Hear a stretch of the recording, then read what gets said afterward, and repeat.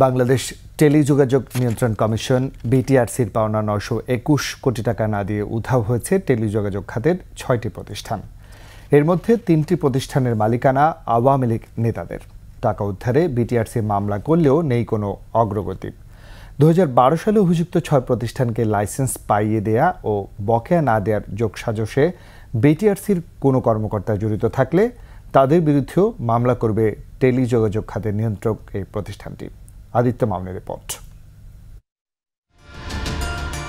২০১২ সালে ৬টি প্রতিষ্ঠানকে লাইসেন্স দেয় বাংলাদেশ টেলিযোগাযোগ নিয়ন্ত্রণ কমিশন বিটিআরসি। প্রভাবশালী রাজনীতিবিদদের স্ত্রী, পুত্র, কন্যা কেউই বাদ যাননি লাইসেন্স পেতে। এরপর দীর্ঘ এক যুগে বিটিআরসির পাওনা প্রায় ১,০০০ কোটি টাকা না দিয়ে লাপাত্তা প্রতিষ্ঠানগুলো। নারায়ণগঞ্জের আলোচিত আওয়ামী লীগ নেতা শামীম ওসমানের স্ত্রী সালমা ওসমান ও ছেলে ইমতিনান ওসমানের কে টেলিকম নামের প্রতিষ্ঠান ইন্টারন্যাশনাল গেটওয়ে লাইসেন্স পায়। কে টেলিকমের কাছে বিটিআরসির পাওনা ১২৬ কোটি টাকা। একটাই কথা, আমরা টাকাটা পেতে হবে। ২০১৩ সালে কে টেলিকমের মালিকানা হাতবদল হয়ে সাখাওয়াত, দেবব্রত চৌধুরী ও রকিবুল ইসলামের নামে হস্তান্তর করা হয়। তাঁদেরও কোনো খোঁজ পাচ্ছে না বিটিআরসি।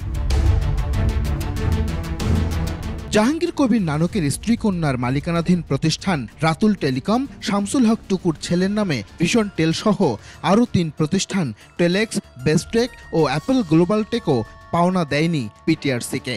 এ ঘটনায় মামলা করেছে টেলিযোগাযোগ খাতের নিয়ন্ত্রক প্রতিষ্ঠান বিটিআরসি। মামলা হওয়ার পর আমাদের এখান থেকে লিগ্যাল টিমটাও ওদের সাথে ফাইট করতেছে যেন টাকাটা আদায় করতে। দুদক ওখান থেকেও ওরা এক ধরনের মামলা করেছে, বলতেছে যে এই টাকাটা যদি ওরা পেয়ে থাকে ওই টাকাটা দেশে আসছে নাকি এটা প্রমাণ চেয়েছিল।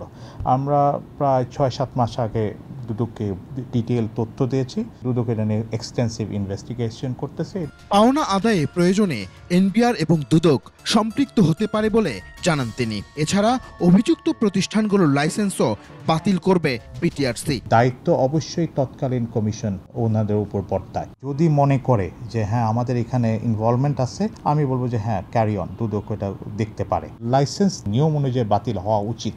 অভিযুক্ত ৬ প্রতিষ্ঠানের লাইসেন্সের বর্তমান অবস্থা জানতে বিটিআরসি লিগ্যাল অ্যান্ড লাইসেন্স বিভাগের মহাপরিচালকের দেখা পাওয়া যায়নি। খোঁজ করে মেলেনি প্রতিষ্ঠানগুলোর কোনো ঠিকানাও। আদিত্য মামুন, ২১ টেলিভিশন, ঢাকা।